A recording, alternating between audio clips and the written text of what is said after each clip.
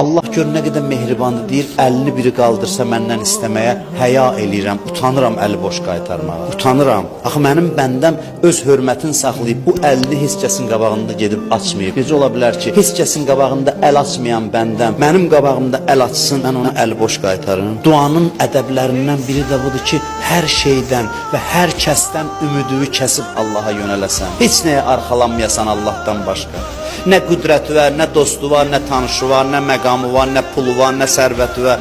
Hər şeydən ümidsiz olasan. Həzrəti Yusifi quyuya atanda qardaşları Həzrəti Yusifin dodağında təbəssüm görürlər. Görürlər Yusif gülür. Deyirlər Yusif niyə gülürsən, biz səni quyuya atırıq. Deyir bir zaman sizə baxırdım, deyirdim ki mənim bu qədər neçə dənə qardaşım var. Bu qədər qardaşım ola kim mənə ziyan toxundura bilər. Allahın işinə bax ki, indi sizin əlinizlə quyunun dibinə düşürəm. Allahdan başqa heç kəsə insan gərək söykənməsin, arxalanmasın.